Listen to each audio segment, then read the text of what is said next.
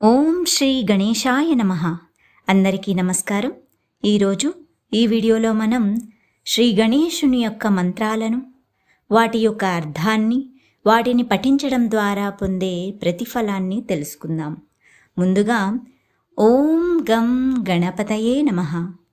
ఓం గం గణపతయే నమః అనగా అన్ని జీవరాశులకు భగవంతుడైన గణేశునకు నమస్కరిస్తున్నాను. ఏ పనిని ప్రారంభించే ముందైనా ఈ మంత్రాన్ని పఠించడం వలన సత్ఫలితాలను పొందగలరు. రెండవ మంత్రం ఓం గణాధ్యక్షాయ నమః. ఓం గణాధ్యక్షాయ నమః అనగా గణం అనగా సమూహం, గణ సమూహానికి నాయకుడైన గణేశునకు నమస్కరిస్తున్నాను. ఈ మంత్రాన్ని ప్రతినిత్యం స్మరించడం ద్వారా నాయకత్వ లక్షణాలు పెరిగి శ్రేయస్సును పొందగలరు. తరువాత మంత్రం ఓం గజాననాయ నమః. ఓం గజాననాయ నమః అనగా ఏనుగు తలను మోసే వినాయకునకు నమస్కరిస్తున్నాను. ప్రతినిత్యం ఈ మంత్రాన్ని పఠించడం ద్వారా జీవితంలో శాంతి సౌఖ్యాలు వృద్ధి చెందును. తరువాతి మంత్రం ఓం విఘ్ననాశాయ నమః. ఓం విఘ్ననాశాయ నమః. విఘ్నం అనగా అడ్డంకులు. జీవితంలో అడ్డంకులను తొలగించే వినాయకునకు నమస్కరిస్తున్నాను. ఈ మంత్రాన్ని ప్రతినిత్యం పఠించడం ద్వారా ఎటువంటి సమస్యనైనా ఎదుర్కోగలుగుతాం. తరువాత మంత్రం ఓం లంబోదరాయ నమః.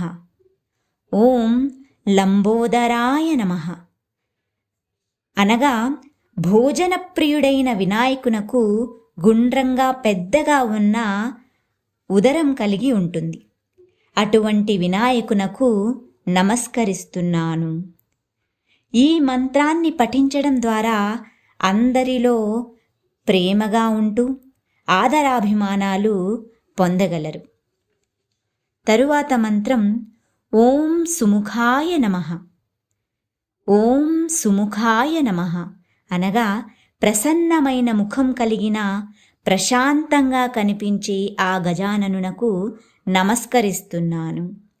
ఈ మంత్రాన్ని ప్రతినిత్యం పఠించడం ద్వారా ఆంతరంగిక సౌందర్యం వృద్ధి చెందును.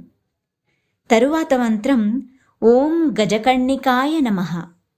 ఓం గజకర్ణికాయ నమః అనగా ఏనుగు యొక్క చెవులు కలిగి ప్రతి సూక్ష్మ శబ్దాన్ని కూడా వినగలిగే వినాయకునకు నమస్కరిస్తున్నాను. ఈ మంత్రాన్ని ప్రతినిత్యం పఠించడం ద్వారా బాహ్యంగా వచ్చే ఆటంకాలను తొలగిస్తుంది మరియు మనశ్శాంతిని కలుగజేస్తుంది. తరువాత మంత్రం ఓం వికటాయ నమః. వికట అనగా కష్టం. కష్టాలను నాశనం చేసే వినాయకునకు నమస్కరిస్తున్నాను. ఈ మంత్రాన్ని పఠించడం ద్వారా ఏకాగ్రత పెరిగి అంతిమ లక్ష్యమైన మోక్షం వైపు నడిపిస్తుంది. తరువాత మంత్రం ఓం వినాయకాయ నమః. ఓం వినాయకాయ నమః అనగా అన్నింటినీ నియంత్రించేవాడైన గణేశునకు నమస్కరిస్తున్నాను.